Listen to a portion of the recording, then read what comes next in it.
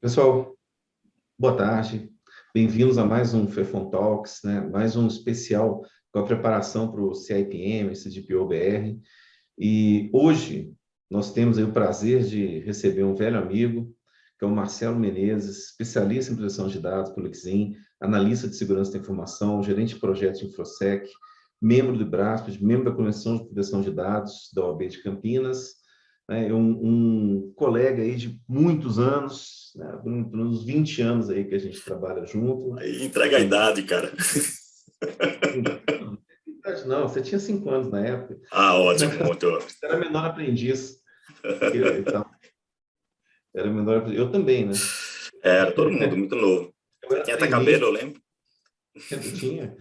Tinha, viu? Tem uma testemunha viva de quando eu tinha cabelo. Então, assim, eu era trainee e o Marcelo era menor aprendiz. Exatamente. Então, hoje nós vamos falar sobre o processo de tecnologia para detecção e resposta a incidentes. Porque o Marcelo trabalha num banco e isso é uma rotina diária, né? As instituições financeiras são muito, elas são, digamos assim, elas são muito assediadas, são muito, o ataque, né? Está muito na mira, né? O alvo. Então, a gente começa aqui dando a palavra para o Marcelo para ele falar aqui exatamente sobre monitoramento, sobre a importância do monitoramento, né? Uma coisa que eu falei durante o curso sempre é o seguinte: se você não monitora, a gente falou ontem, né, na live com a Paula, se você não monitora, o que vai acontecer? O pessoal vai bater na sua porta e falar assim, aqui, teve um vazamento, e você nem sabe. Ou a imprensa vai começar a falar, alguém vai te acordar de noite e falar assim, aqui, saiu no site lá que teve um vazamento. Oi? Cara, você quer dizer que o blog do não sei quem, o site está sabendo antes de você? Isso é péssimo, né? Pior que o vazamento é você não conseguir nem você ser avisado pela mídia, né? O pessoal ligar para você, quero falar sobre vazamento aqui, vazamento. Imagina um repórter falando assim, você falando, que vazamento? Aí o cara escreve lá, contactamos a área de segurança, não sei o quê, contactamos a empresa e eles nem sabiam que existia um vazamento. E diga-se de passagem, isso é muito comum. Então, isso. Marcelo, continua aí. Bem, primeiramente, obrigado aí pela oportunidade, né, da gente poder bater esse papo aí, né, promovendo também informações do curso de vocês. Parabéns pelo curso, né, pela sua certificação também. É sempre um prazer estar podendo poder contribuir com vocês aqui, né? Sou cria da Antebelo, fui professor, espero voltar a ser também ainda, né? Porque o dia a dia da gente aqui é muito complicado, o meu dia a dia, né? Mas a gente vai separar um tempinho aí para poder passar algumas informações para vocês. Como você mesmo falou, né? E tanto o Alex, né? Como a Paula também comentaram, sabiamente, né? Sobre a parte de divulgação, né, que a gente acaba sendo o último a saber em muitas situações. Muitas das vezes acontece esse tipo de situação simplesmente porque você não está monitorando, né? O monitoramento é algo que hoje em dia não é mais tão custoso, né, porque nós temos muitas ferramentas open source, mas a gente precisa de gente para ficar olhando. Então, o custo é na pessoa, no treinamento. E não adianta você apenas adquirir ferramenta, colocar lá e fazer suas pontuações, né? Ver o que é o mais crítico para o negócio, começar a monitorar aquilo e não ter ninguém olhando. Muitas das vezes eu comparo com a parte de câmeras de vigilância. Né? Se você não tem um SOC específico para estar olhando, né? É mais reativo, não é proativo.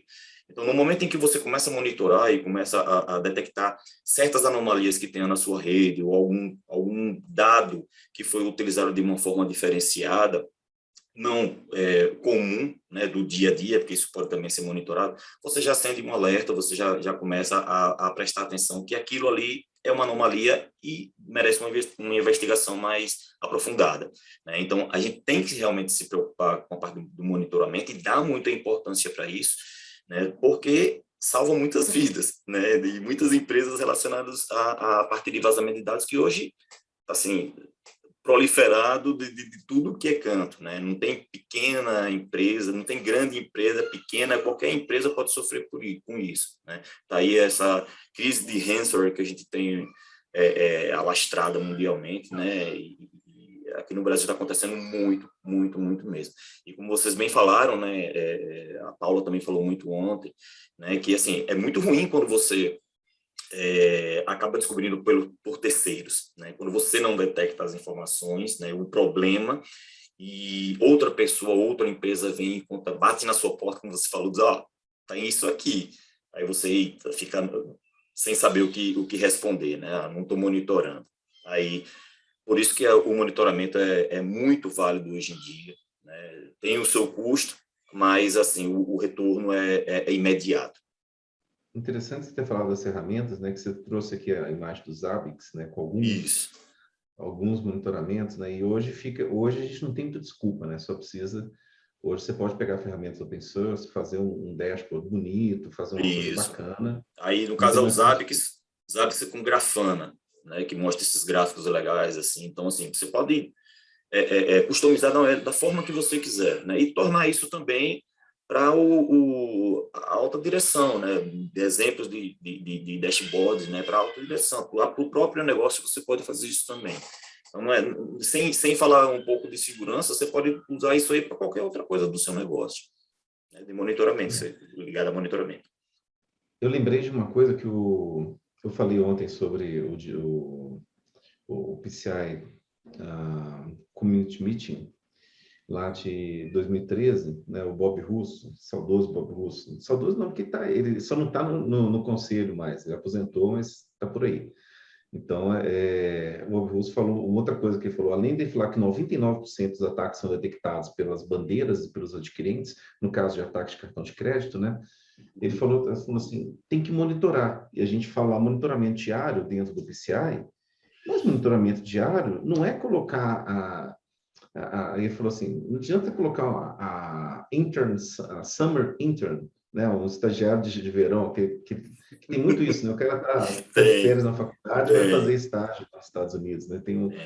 Então, assim, férias de verão, o cara trabalha com o Estado. Porque geralmente assim, a pessoa fala assim, putz, é só ficar olhando aquele negócio. Não pegar um estagiário, deixar ele ali para monitorar. Se o cara não souber Exatamente. entender também o que está acontecendo, Eu acho um não, você tem erro. que treinar. Eu acho em certo ponto que é um erro, né? Porque fica aquela história de segregação dos níveis, né? Nível 1, nível 2 e nível 3, né? Mas se você já consegue mitigar ações, né, no nível 1, já ajuda muito. Então, a pessoa que está lá monitorando, ela tem que saber o que ela está fazendo, né? Tem que ter um conhecimento básico, claro, não requer de um estudo aprofundado, porque, como você falou, ela vai ficar apenas olhando, né, que é a função inicial, mas ela tem que ter a responsabilidade também de que, no momento que acontecer, ela saiba ou a quem avisar rapidamente ou tentar mitigar diretamente, né, o problema, porque já ajuda em muito para as outras fases, né, de análise e tudo mais, poder analisar da melhor forma possível aquilo que aconteceu, né? Ele já barrou, mas tem que ser feita uma análise, né, posteriormente. Com certeza. E aqui é um gráfico interessante, né, que eu trouxe aqui do Cisco Threat Report, falando mais ou menos assim o tempo de detecção. Então a gente vai ver que assim uma pequena parte das empresas, 10%, detectam em segundos um ataque inicial. A maior parte, de 75% das empresas, levam minutos para detectar esse ataque inicial. Aí você tem 12% que levam horas, 2% que levam dias e 1% que levam meses, né?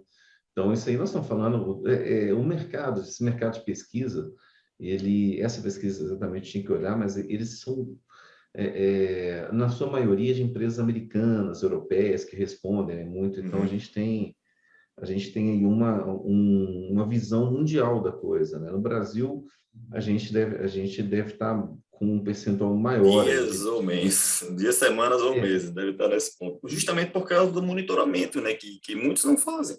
Não fazem. E fala a verdade, eu agora que eu percebi uma coisa, que eu não atualizei vou ter que buscar o novo Threat Report, até estimula todo mundo a buscar esse relatório mais novo, porque isso aqui foi num período que estava se começando a falar de APT, que é uma realidade hoje. Hoje a É, realidade é o quê? O cara faz o ataque inicial e fica semanas, meses. isso. Eu estava até no congresso do Braspas, o Marcelo Zillo, né, da Microsoft, né, colega também, ele falou assim, "Cara, às vezes quando você vai pegar lá no ataque de ransomware, você vai ver, ou seja, o problema é achar qual foi o último backup sadio do AD, porque Uhum. o cara ele vai criptografando, criptografando, criptografando os backups até a hora que ele criptografa o ativo principal. Então, aqui, da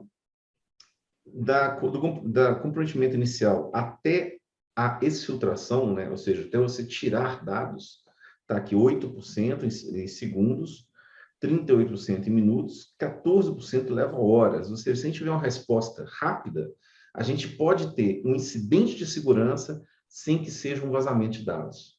Então, ou seja, é a diferença entre você ter ou não ter que falar para a NPD que você teve um vazamento. É a diferença entre você ter um ataque e efetivamente o atacante roubar os dados. É. Então, a diferença entre você ter um grande problema ou simplesmente um ataque contornável, essa diferença se dá, assim, geralmente em minutos, horas. Se você tem uma coisa proativa, um sistema de defesa proativa, você detém aquele ataque inicialmente, né? Antes que haja uma exfiltração de dados. O que é uma exfiltração? É que o dado saia de dentro do seu ambiente para algum outro lugar. Né? Então, e 25% leva dias, gente. Dias da hora que o cara começou o comprometimento até a hora que ele começou a tirar dados. Então, veja, a detecção é uma das coisas mais importantes dentro disso aí, porque você pode reduzir o dano. É importantíssimo. Qualquer investimento que você faça nisso, imagina 25% dos ataques, isso sem contar os APTs de hoje, são um pouco desatualizado, mas 25% dos ataques já assim, você poderia ter evitado em dias. Exatamente. Você teve Em dias muitos para dias. perceber, Em muitos muitos dias, dias para exatamente. perceber e evitar a exfiltração de dados. Então, O assim, muitos atacante dias. vai estar ali, né, quietinho, analisando o ambiente, vendo onde é que, as falhas que tem, fazendo testes o tempo todo. Né? Dificilmente você encontra porque tem os objetivos dos ataques, né? Tem os objetivos dos ataques. Então, hoje, o que a gente começa a perceber é que eles começam a atacar, né? Ficam quietinhos, conseguem a brecha, fica lá quietinho, analisando todo o ambiente, vendo as falhas, até o comportamento, né, de como a empresa trabalha, para depois começar a fazer o ataque mais direcionado de criptografia ou tudo mais, ou então vai criptografando uma coisa ou outra, até que todo mundo venha a perceber, aí chega nesse resultado absurdo aí, né, de semanas, para quando eu for ver, né, já era, já não tem mais muito o que fazer. Né? E o mais engraçado é o seguinte: o cara levou minutos para o comprometimento inicial, depois ele levou minutos para começar a exfiltrar dados, ou até dias, mas a empresa só descobriu isso meses depois. Olha só, 54% das empresas só descobriram isso meses depois, Complicado. 29% semanas depois, 13% dias depois. E apenas 2% das empresas descobrem horas depois. Minutos e segundos aqui nem representa É, 0%. nem... Então a gente ainda tem 2% ali que levou anos para descobrir que tinha sido. Então é o mais interessante que a gente vê assim, como é que o que mais falha. Isso é uma coisa que está até no curso do Exim, não sei se lembra, quando a gente fala o início do processo, a gente coloca ali, fala assim, olha, veja que o processo de resposta a acidente começa com a detecção. Sem detecção não existe resposta. Sem Exatamente. detecção não existe como. A gente tem lá na lei falando lá que tem que, na GDPR, por exemplo, nos artigos 34, 35, 33, 34, 35, né, que fala. Então, a gente fala lá que você precisa avisar a autoridade, mas, poxa, o cara levou anos. Então, ele não consegue avisar de algo que ele não saiba, né? Ele não consegue avisar de algo que ele não saiba. E É. até a hora, assim, da hora que ele descobre, até a hora que ele consegue fazer a restauração, tal, leva horas, dias e até semanas, alguns aqui até meses para Meses e restaurar o anos. ambiente. Então veja aí que coisa interessante. Tem Aqui o algumas Marcelo empresas trouxe que para a conseguem gente. os milagres, né? Tem algumas empresas que conseguem os milagres, né? Tem, né? A gente viu alguns casos aí, pessoal, 2 dias, três Os dias. milagres, assim, eu fico impressionado. Graças a Deus, né? Tem pessoas competentes, assim, acho legal. Mas vamos lá. Bom, aqui tem o seguinte, o Marcelo colocou essa relação aqui, falando sobre algumas ferramentas, né? Fala um pouquinho sobre isso, Marcelo. Então, isso foi um conceito que, para mim, foi até apresentado recentemente, né? Eu não tinha conhecimento desse tipo de ferramenta e achei muito interessante e acabei pegando alguns materiais justamente para entender um pouco mais o que é ela, né? São essas ferramentas chamadas de BAS, né? Que é Breach and Attack Simulation, tá? O que é que elas fazem? Elas podem ser instaladas na sua infraestrutura ou em nuvem, né? Tem muito SaaS também aí, no caso, né? E é uma ferramenta de testes do seu ambiente, do que você possa imaginar, né? Então, todas essas aí eu conheci algumas, né? A que eu gostei e foi a Simulate, que eu percebi o que é que ela tinha, né? Sem querer fazer propaganda nenhuma, porque estão todas aí, tá? Mas, inclusive, essa tela é dela, da Simulate.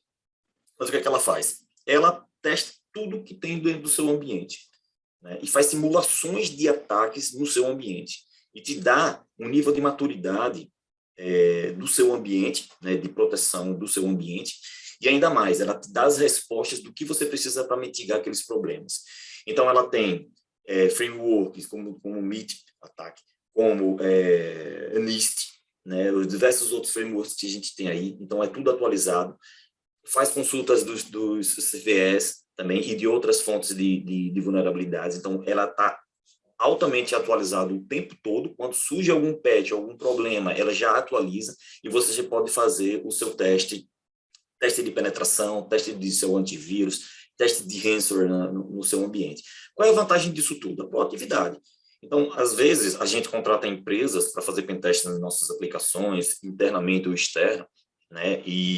Ou de forma interna, nossa equipe interna, e demora vários dias e várias horas, né? E com essa ferramenta, você pode fazer pequenos testes no momento em que começar a aparecer os problemas, né, as vulnerabilidades, você vai fazendo pequenos testes semanalmente, diariamente, vai depender do seu parque e do seu negócio.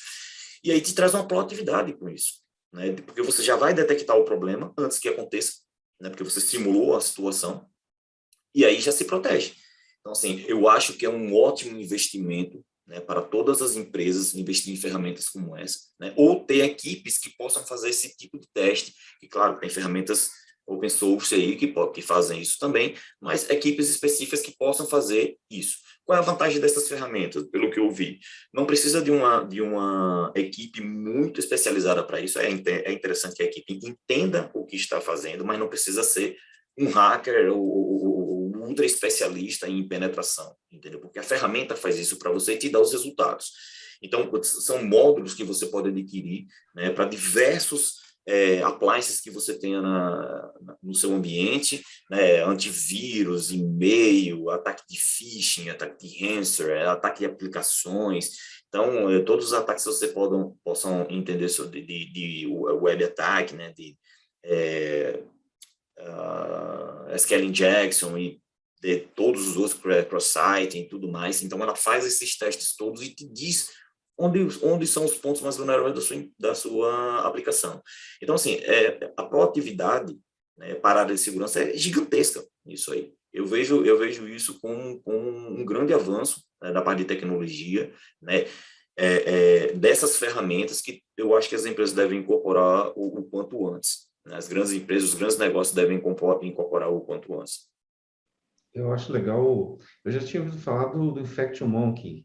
Aliás, uma coisa que eu ouço há anos, né? A primeira coisa que eu vi nesse sentido foi o Chaos Monkey, que é o cara do Netflix. Que não, Sim, que ele, assim, muito legal aquilo ali, muito legal. O funcionamento daquilo ali é perfeito, é perfeito. ele é doido, assim, ele fica derrubando máquina virtual, É, eles falam assim, como se fosse um macaquinho louco, solto isso, dentro da rede, e ele ataca uma máquina, ataca outra, ele ataca, o Netflix está constantemente sob ataque interno. isso, Eles isso. criaram um software chamado Chaos Monkey, É que muito eles legal ficam ouvir.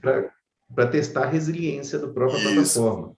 E funciona, veja que funciona, porque Veja quando como é que você funciona. ouviu falar que o Netflix travou, né?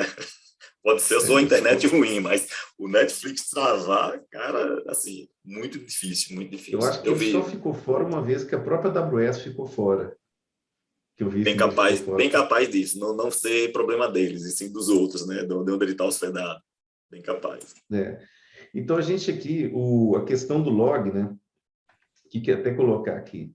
Os logs são a memória do que existe, né? Ou seja, sem o log, você não tem memória do que aconteceu no seu sistema. Sem isso, Exatamente. você nada daquilo que estava escrito ali, quanto tempo levou do ataque para até o cara conseguir alguma coisa, para o cara conseguir se filtrar. Você não sabe quem, você não consegue saber nem se o dado foi ou não foi exfiltrado. Então, vamos Exatamente. supor que você sofra um ataque. Se você não tiver logs claros de tudo, né? Ou seja, se as suas máquinas não tiverem programadas, se elas não tivessem configuradas para gerar os logs, para falar, para trazer para a gente uma história do que aconteceu, você vai ter que ir na autoridade e falar: olha, houve um incidente, a gente não tem log, então eu não sei dizer se houve uma exfiltração de Vazamento. dados. Exatamente. Se você Veja, tem logs, hoje o log é uma coisa que é o coração de tudo, né? Você tem que provar o que aconteceu, né? Tá aí não só a GDPR, mas a LGPD também pede isso diretamente. Então a gente tem que ter as evidências de tudo, não tem para onde correr. E esse é um dos pontos que muitas empresas erram. Você tem que ter evidência de tudo, sim, mas que seja especialmente ligado para o negócio, não é assim, do que afeta realmente o negócio da empresa. Você não vai ficar pegando log, né, específico de um switch ou de um equipamento de rede que não vai atingir, que se ele morrer lá, eu tiver algum tráfego lá que não seja interessante, que vai atingir ao negócio da empresa, né? Então, é uma coisa que deve ser muito bem pensada e muito bem trabalhada nisso aí.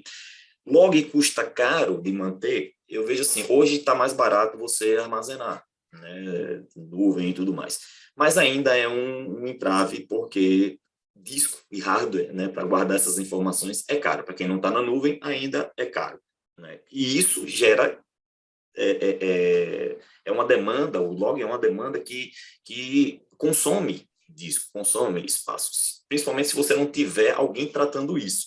Que aí vem as equipes que entendem de log para trabalhar. Então, assim, a segregação é muito legal porque das atividades, porque você acaba buscando essas evidências de forma direcional, né? Pegou algumas coisas do monitoramento, pegou algumas coisas no log, né? Faz os parsers, né? Que são os ajustes do log para trazer uma informação que realmente seja válida, que não seja lixo, porque o que acontece muito hoje em dia é que as ferramentas têm os seus logs, mas gera aqueles logs de tudo que vocês possam imaginar. Né? E tem que ter um tratamento daquilo ali, para que você possa apresentar uma resposta em tempo real e que seja muito precisa. Né? Então, tem esse tratamento desse lixo de log, digamos assim, custa tempo, né? Não é uma coisa tão simples, tem que ter pessoas que entendam do que está acontecendo ali, né? E que saibam tratar aquilo ali. Né? Aí a gente vai entrar daqui a pouco falar um pouquinho sobre o CIEM, né? Que tem tudo a ver uma coisa com a outra. Né? Mas, então, assim, o pode log, ele tem, só para a gente mostrar, ele tem os tipos de log de segurança, operacional e tal. Um dos problemas dele é que muitas vezes está em formato proprietário, né? A gente vê assim, Isso, aí você tem que ter agentes que vão lá e tiram o log para concentrar isso, no CIEM, para isso. concentrar no concentrador, né? Faz os Mas passas, né? ele, Que é a retirada desse lixo aí, dessas coisas, os não deixar passos, só o válido, né? exatamente. Eu sou um cara, assim, eu defendo o uso de log há muito tempo, desde, assim, eu entrei em altas discussões, desde a época do PL 76, que exigiu os logs antes do Marco Civil, que o pessoal falou assim, não, mas as empresas não têm dinheiro para log. Eu falei assim, então não oferece Não estrutura. faz. Teve um cara que falou assim, Exatamente. as faculdades Exatamente. já custam para pagar os links para os alunos terem acesso à internet. Eu falei, cara, reduz o link e compra storage, porque não dá, no ponto de vista assim, não dá para você rodar sem ter um log de conexão, de alguma coisa. É o mínimo, né? Conexão. A gente está Pois falando de é. conexão, conexão é o mínimo, é pequeno o log, muito pequeno perto dos outros logs. E a gente está falando de outras legislações, daí o Marco Civil já estava mostrando isso, a LGPD também pede mas isso. antes do Marco Civil, Antes já tinha. o PLS 76 do Eduardo Azeredo, ele já previa o log. Só que daí o pessoal falava que era um AI-5 digital. Por questões políticas, né? Na época era o governo, na época Vai estar era o me governo do vigiando, PT vai estar me e vigiando, era eu o estou projeto do guardando. PSDB. Então, assim, era o governo PT, o projeto do PSDB, eles falavam que era AI-5 digital.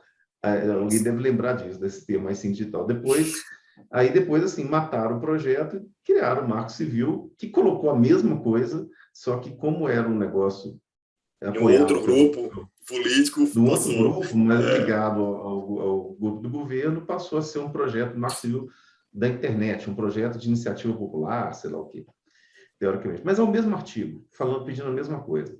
Então, o que acontece? Mas daí, em 2004, eu fiz 2 pós-graduações simultâneas, Segurança da Informação e Administração de Redes Linux. Eu E lembro eu disso. entreguei praticamente a mesma monografia, o mesmo trabalho final nas duas, o mesmo TCC nas duas, que era o quê? Gestão de logs.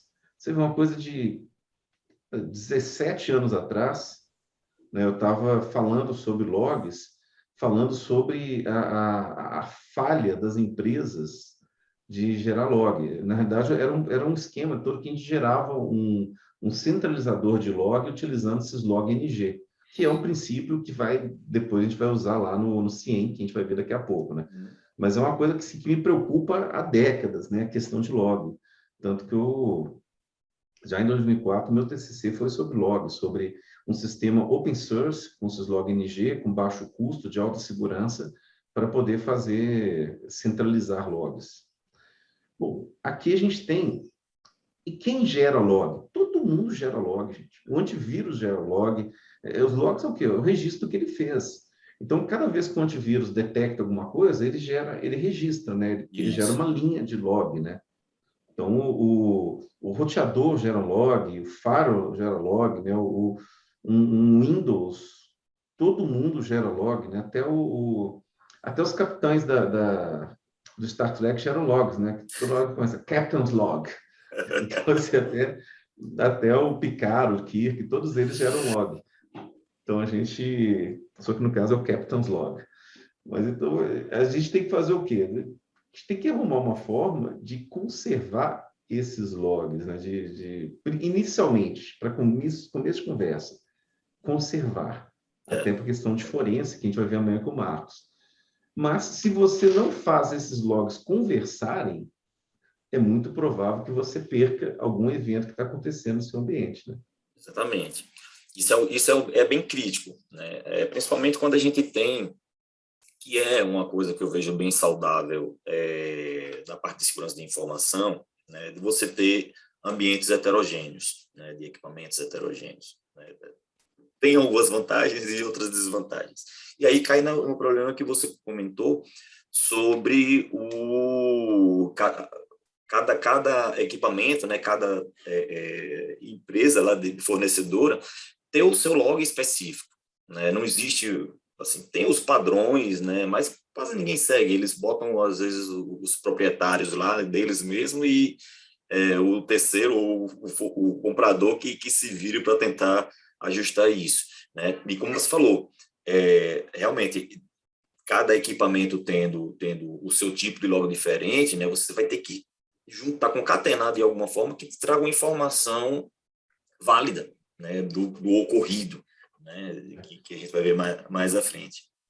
Transformar aquela informação em conhecimento, né? Porque Isso, o exatamente. log ele já pega ali os dados, salva como uma informação de uma linha, mas eles têm que extrair conhecimento, né, daquele log. E na próxima aqui a gente já coloca o quê? Probes. Vocês vão ver aqui que a gente...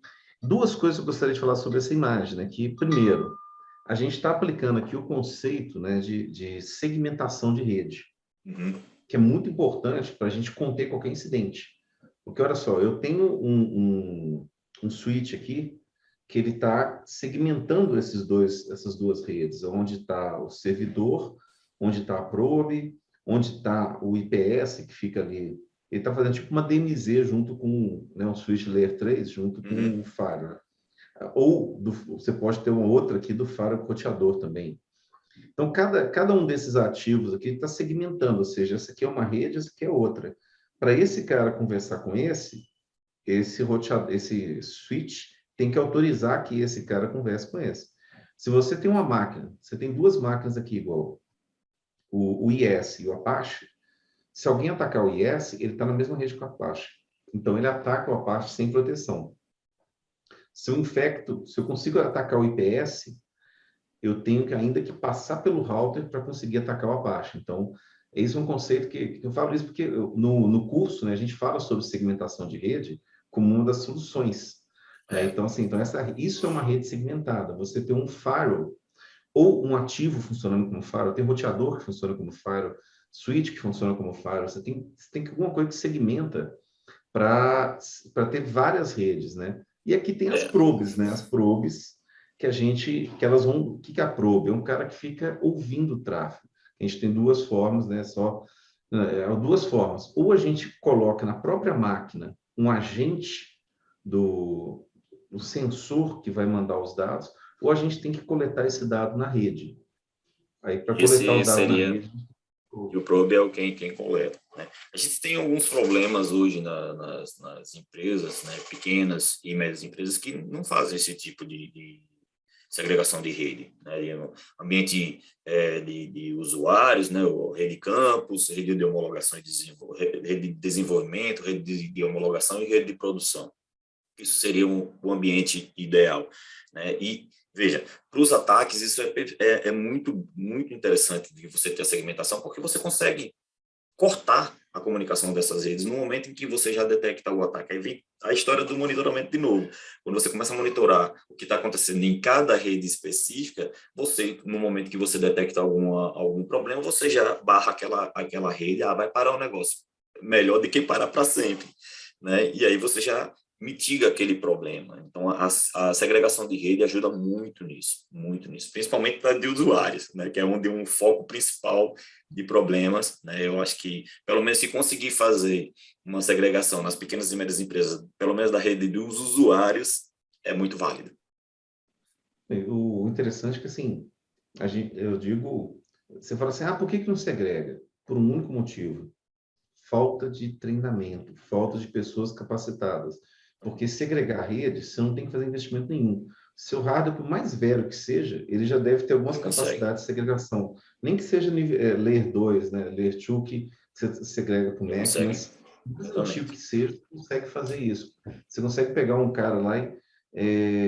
claro, a gente está falando de redes gigantescas, você tem um throughput gigantesco, você precisa de um hardware novo, mas aí você está falando de uma rede milionária que merece um hardware mais caro. Mas, proporcionalmente ao tamanho da sua rede, você sempre vai ter um equipamento que vai suportar fazer a segregação. O que falta? Conhecimento. Aí que a gente vê o quanto que a falta de conhecimento deixa as redes vulneráveis. Na minha casa, eu tenho duas redes, uma rede de IoT e uma rede de trabalho. Porque eu deixo lá a televisão, o receiver, o Xbox, tudo funcionando numa rede. Né? Para mim, é tudo meio assim, IoT, nos celulares, tal, deixo funcionando numa rede e jogo as nossas... Quando eu trabalho em home office, né, eu jogava em outra rede, exatamente para não misturar o tráfego, porque a coisa que as pessoas também não veem, a coisa que mais acontece por exemplo, teve vários ataques. Meu sócio aqui, o Paulo Coelho, a gente chama de Packet Coelho, né? Ele é o cara, é o expert de rede, não, o Paulo. Ele viu uma invasão, ele foi estudar qual que foi o problema da invasão da empresa. O problema foi um negócio chamado caixinha branca. Não sei se é claro que aqui o pessoal de segurança, privacidade, nunca viu, não tem em casa uma tal de uma caixinha branca, que é aqueles negócios de IP, né? Que se você assistir qualquer televisão via IP, IPTV e tal, que você não paga nenhuma operadora, você burla, é basicamente uma pirataria de canais de TV a TV cabo. Box, que chamam, né? TV Box. TV Box. O pessoal vende muito sem vindo do Paraguai, a tal da caixinha, TV Box, caixinha branca e tal. Aquilo ali, eles vêm da China. E quase todos têm malware. Então, o cara estava... Todos têm. Eu posso até te dar um exemplo do que aconteceu. Eu entrei em uma reunião de um grupo digamos que hackers, né? O pessoal que gosta de mexer um pouquinho e invadir as coisas por aí. E eles estavam conversando justamente sobre essa parte desse TV Box, né? Eles conseguiram fazer o mapeamento de uma marca específica, que eles tinham detectado uma vulnerabilidade em todos os TV Box do Brasil. Eles criaram um mapa e começaram a mostrar. E eles tinham acesso a todos. Indistintamente, eles tinham acesso a qualquer TV Box. E eles faziam o que eles queriam. Alterava informações, mudava canal, liberava canais que não podiam, canais restritos, fizeram miséria. Aí eu vi o quanto as pessoas compram esses equipamentos e não entendem a vulnerabilidade que tem deles. Né? Não, porque veio da China, não, ninguém vai me invadir, não, mas tem informações ali dentro, né, que podem ser prejudiciais. Eles podem, através do TV Box, coletar qualquer informação na sua rede, vai estar conectado. Principalmente porque vem da China, cara. Você já viu alguma coisa que vem da China que não tem problema? Essa é a coisa... A louça. A louça. A louça, tem razão. A louça, tênis, talvez. Mas, então, o que acontece? Essa caixinha também é legal, né? Eles acharam na casa de um funcionário da empresa uma caixinha dessa, e através dessa caixinha, o cara invadiu o notebook, entrou pela VPN e invadiu a empresa. E o problema por quê? Porque o cara estava usando com essa... Então, assim, um grande ataque nessa época de pandemia foi explorar a vulnerabilidade do home office, atacando os IoTs da casa, né? Principalmente essa caixinha branca, que já vem já vem com backdoor nela, né? Ela já vem pronta para ser explorada, e atacando os notebooks das pessoas para poder atacar as redes. Então, isso foi uma grande... Então, por isso que eu falei, parece exagero, mas assim, eu não tenho nenhum tipo de PTV. Na verdade, eu tenho Amazon, Netflix, HBO e Disney. Eu não consigo assistir, às vezes eu perco, eu não consigo assistir nenhum dos 4. Então, eu falo, para que eu vou comprar um negócio com 1000 canais que você não consegue nem assistir, né? Então, eu não tenho assim, não tenho esse negócio, mas eu não confio na minha TV. Eu não confio no sistema embarcado da minha TV. Também não. Tinha uma TV que era Android. E ela não atualiza muito, não, a TV Philips. Você fala assim, pô, eu vou confiar no Android desatualizado da minha casa? Não dá para você confiar. Então, eu faço o quê? Eu segmento as redes em casa, gente, em casa. Agora, vê se justifica uma empresa não ter segmentação de rede. Então, problema, né? Mas é o problema. Acontece, né? Uhum. Olha o CIEM aí. Olha o CIEM, a gente estava falando do CIEM. O CIEM é o quê, gente? Além daquele negócio da gente coletar todos os logs e colocar num único lugar, no que a gente chama de centralizador de log, você tem que pegar todos esses logs e ver se eles estão, se tem alguma coisa estranha acontecendo, do ponto de vista, você tem lá a parte 100, que é o Security Event Management, né? Que são o quê? Eventos de segurança, eventos específicos de segurança, eventos que vêm de dispositivos de segurança, que é o quê? O firewall, o proxy, as VPNs, os IDS, IPS, e os roteadores, switches, dispositivos de perímetro. Esses caras são dos 100, são eventos específicos que eles já chegam vermelhos, já chegam sempre assim, opa! Já assim, tem alguma coisa errada aqui. Tem uma coisa errada aqui. Tem o Security Information Management, o SIM, né, que, assim, que é a questão da informação de segurança que vem da sua estação. Por exemplo, Marcelo fez login. Isso é uma informação de segurança, mas não é um evento de segurança assim, que te chama atenção. Isso. Não isoladamente. Então, mas aí, assim, tentativas de Marcelo excessivas, né? Ataque, força bruta. Uma invasão numa empresa, que eu fiz a forense, eu consegui achar 8 meses de tentativa de login, mas aí já era do 100, via VPN. Uhum. Só que o cara fez um script e ele batia religiosamente de 2 em 2 horas, tentando uma senha diferente há 8 meses. Por quê? Porque daí ele não disparava nenhum alarme. Ele deixava o tempo ali 2 horas, você pegava a mesma conta. Se você tentar de 2 em 2 horas, pela configuração que estava, não disparava nenhum alarme. Então, então eles ficaram 8 meses com isso. Aí, juntando SEM e SIM, a gente tem o Security Information Event Management, certo? Então, a gente vê, ou seja, ele pega, não só concentra o log, como ele relaciona um evento de segurança com uma informação de segurança e fala, pô, o Marcelo está tentando fazer um login, mas, por exemplo, ele pode buscar lá no AD que o cara está de férias. Então, você pode falar assim, aí você começa a subir isso aí com alguma outra, com uma outra informação, talvez, do IP, de onde está vindo aquilo, que venha lá do firewall, né? Você consegue... existem vários relacionamentos, né, que são feitos que podem dar uma informação. Aí a gente vê... A correlação é bem importante mesmo, porque você começa... e os alertas que vão ser gerados a depender dessa correlação, que vai te dar no momento em que está acontecendo, né, para você poder fazer uma mitigação daquilo ali. Então, assim, é muito importante que essa correlação também seja muito bem feita e os alertas muito bem configurados para não gerarem também falsos positivos, né? Porque acontece muito disso. O cara esqueceu a senha, aí vai testa 1, 2, 3, até 10 vezes, né? E aí vai ser o limite da parte da política de segurança, no caso aí, que a gente já entrou em outros assuntos, né? Que vão dizer, ó, tu pode errar até tantas tentativas, né? E depois disso aí vai bloquear a tua conta e você vai ter que pedir, né, aos administradores para poderem fazer a liberação da sua conta, né? E como é que a gente consegue isso? Através dessas informações vindas do CIEM, né? Olha aí, essas informações aí. Ainda tem umas coisas, completando o 100 aqui, é interessante você falar assim, 1 mais 1 igual a 3. Porque às vezes você tem um evento que individualmente tem um peso 1, um outro que tem um peso 1, mas se esses dois, se você somar esse evento específico com esse evento específico, seu alerta vai a 3. Exatamente. Exatamente. As coisas, por exemplo, sistemas infectados tentando mandar informação para fora, né? O que mais, assim, até mesmo fazer conexão, né? Você fala assim, poxa, tem um sistema infectado aqui, tem uma máquina, uma estação aqui querendo abrir um canal criptografado para um domínio de DNS, uma coisa assim, para um IP que não tem...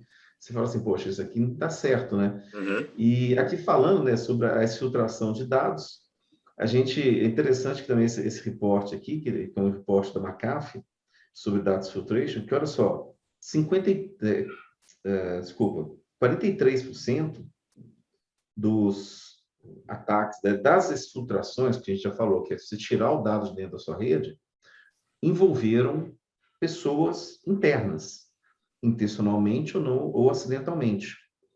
E 22% disso aí tratavam de PII, né? São os dados pessoais. Isso. Informação identificável, pessoal. Você vê, 20, 18, e o PCI vem em terceiro, né? Que é o cartão de crédito. Antigamente, putz, todo mundo queria saber de cartão de crédito, agora já está, o PII já está liderando um pouco, né, dentro disso. E o que a gente faz?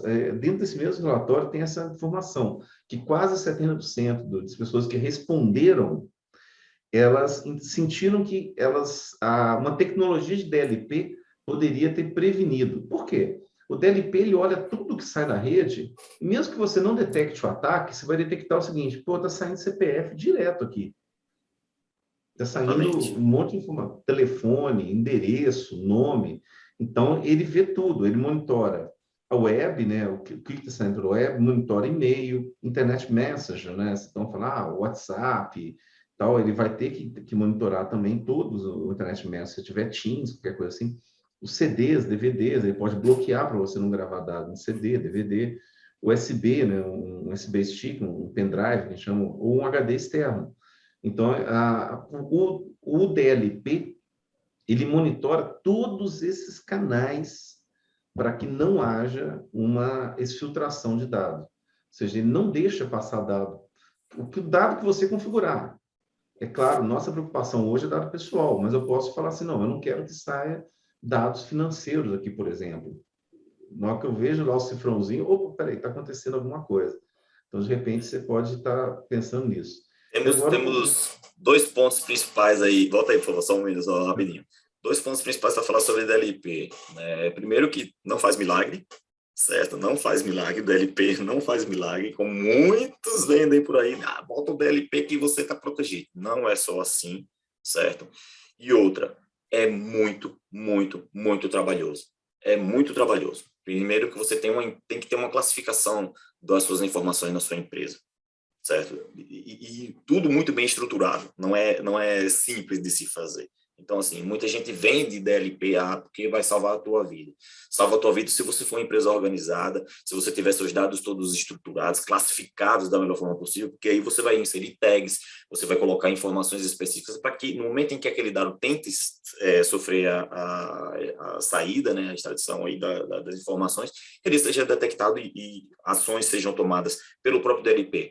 Então, ele já barra, ele já não deixa, já te mostra um aviso, estou monitorando você não deve fazer isso.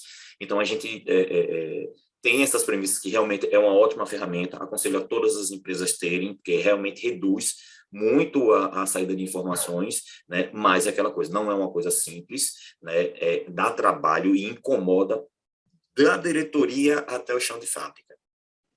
Não, e, novamente, precisa de treinamento e precisa de pessoas.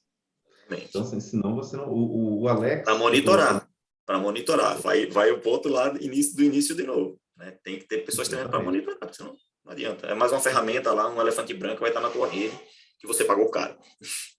O Alex está colocando no chat ali. Eu tenho que falar devagar, o Alex Amorim, porque senão o assistente da Amazon... A criatura aí do IoT... responde, né? Então, diz que é a Siri, pô. Diz que a Siri tá tudo certo, ela não entende, não. O Alex Amorim já vai daqui a pouco responde, mas ela acha que com ela. Então, assim, ele está colocando no chat ali que realmente, sim, é uma coisa que você está falando, classificação. E classificação leva tempo, leva, assim, leva, então, tudo. O que é o que é o insumo mais em falta hoje?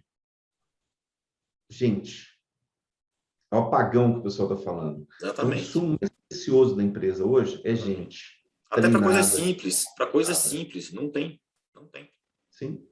Então a gente vê que sim, o pessoal gasta dinheiro em ferramenta, mas a ferramenta fica inútil por falta de treinamento.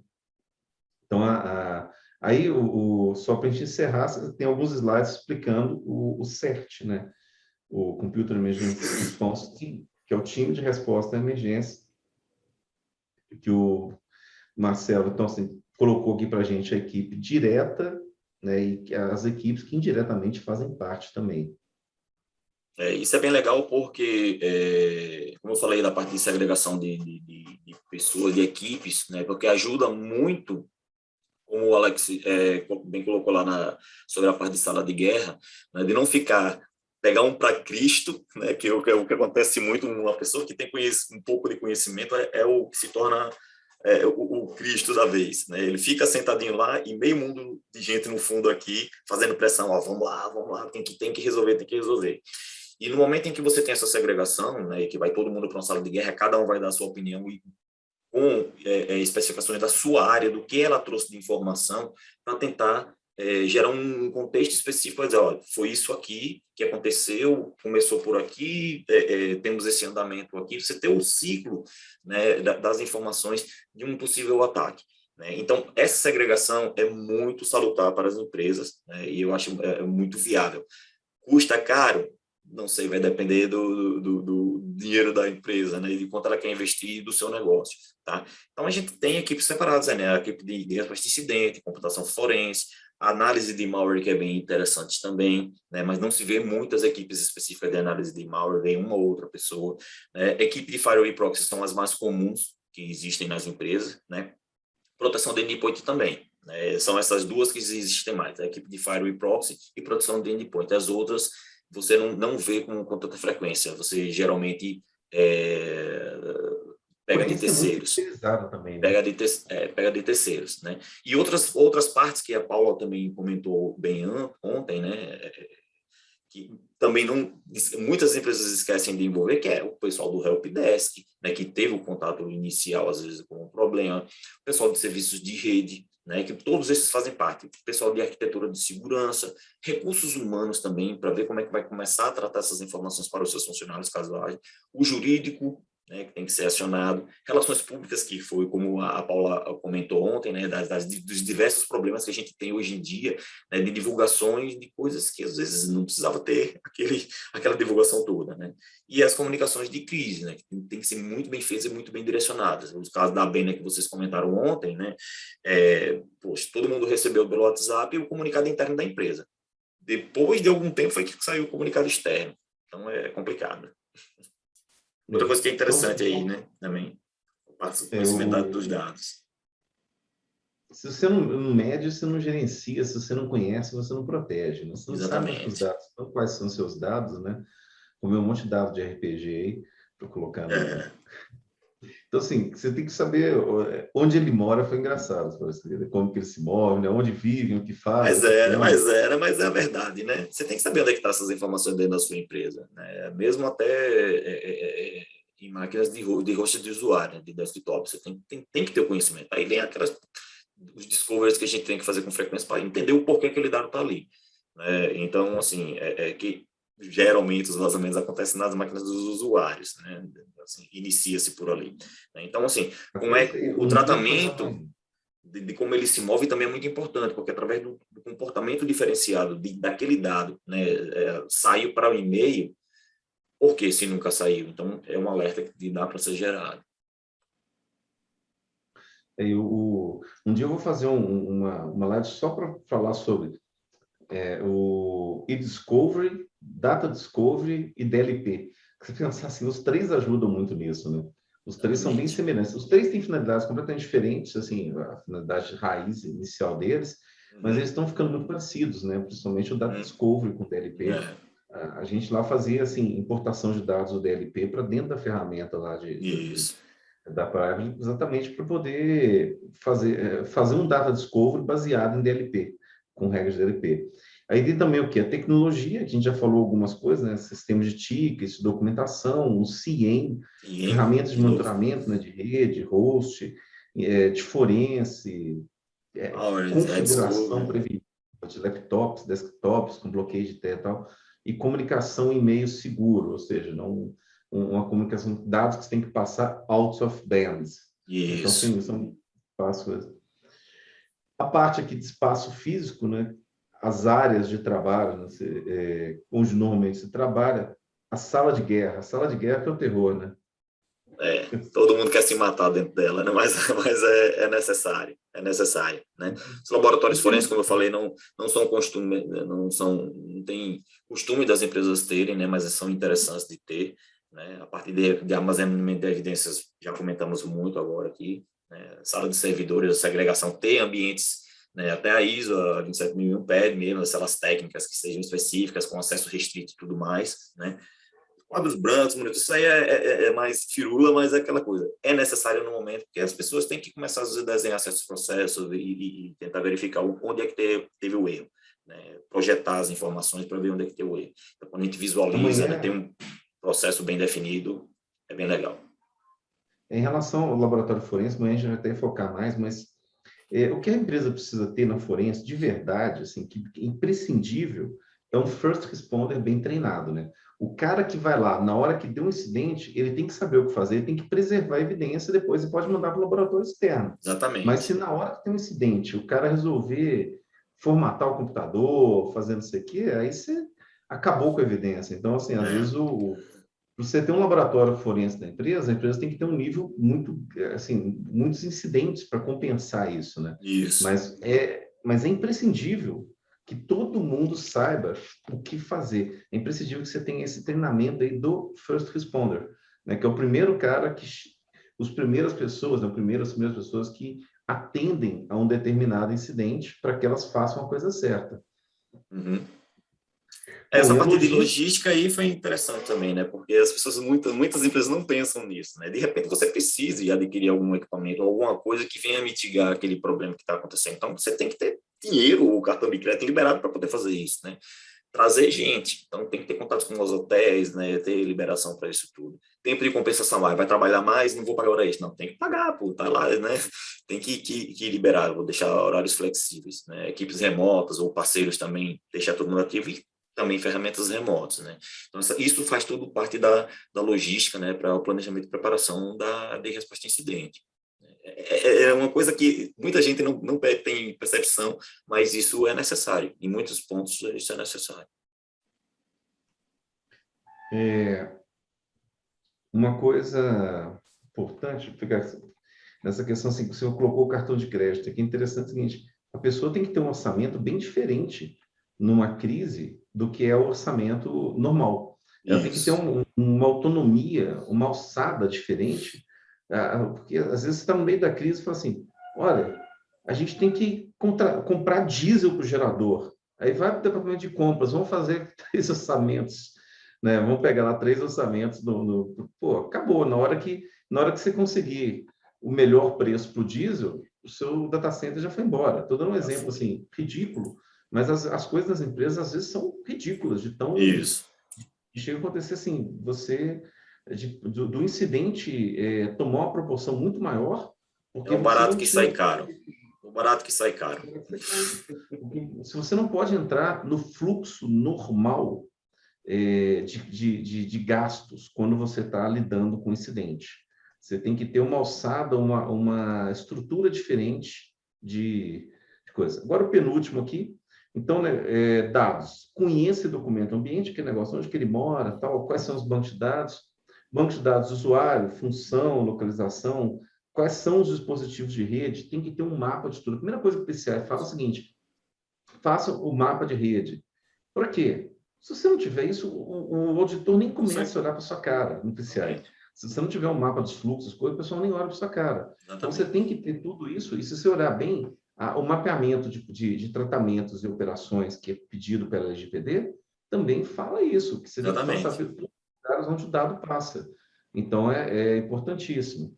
E o lembrete final aqui, nosso último slide, é que pessoas são mais importantes que ferramentas. A gente já falou isso, tem falado há dias e tem que entrar na cabeça das pessoas, são mais importantes que ferramentas. Bons processos, né, com essas engrenagenzinhas aí na cabeça do cara, que não adianta assim, o cara trabalhar sem um roteiro, né? Isso. São mais importantes que ferramentas. Bem definido, né? Tem que lembrar também, tem que ser bem definido. Bem definido, Em processo dúbio também não te leva a lugar nenhum, né? Exatamente. Boas equipes são mais importantes do que ferramentas. O pessoal também não é só a pessoa, tem que trabalhar em equipe, a equipe tem que estar alinhada. Exatamente. Não pode ser os heróis, né? Tem cara que na hora do incidente, assim, vira o super-homem, né? Bota uma capa, cueca em cima da calça e pum, vai lá e fala assim, não, agora vamos tratar o incidente. Então, assim, tem que esse cara, deixa comigo que eu mato no peito, né? Que, cara, o cara tem que saber sentar. Tá certo, isso. Esse cara não serve para tratar um incidente. E mesmo assim, você tem que investir em boas ferramentas. Boas pessoas com boas ferramentas produzem muito mais. Com certeza. Treinar essas pessoas para isso. Bom, amanhã, então, a gente conversa com o Marcos Nascimento sobre toda a parte de forense, e a gente encerra esse ciclo aí de preparação de resposta a incidente, e lança também aí para vocês, aí com desconto, né, para todo mundo que se inscreveu na semana, o nosso curso de resposta a incidentes, um curso executivo, resposta gerencial, executiva, de resposta a incidentes também, que vocês vão ver muita coisa, muito mais, né? São 20 horas. Então, gostaria de agradecer o Marcelo, assim, que ele está fazendo um sacrifício enorme ali, estava em cima da hora para sair. Tá vendo. Cara, assim, é um prazer sempre aí colaborar com vocês. Estou aqui à disposição. Na hora que bater o fio, tamo junto. Obrigado pela audiência aí, pessoal. O Marcelo não foi instrutor na Tibela, ele só não está dando aula agora. Então, assim, gente, muito obrigado a todos por isso. E aqui a gente encerra, então, espero que todos possam vir amanhã para a gente poder encerrar a semana, encerrar esse ciclo, e vai ficar tudo disponível para vocês depois. Beleza. Então, um abraço a todos e uma boa tarde. Tchau. Tchau.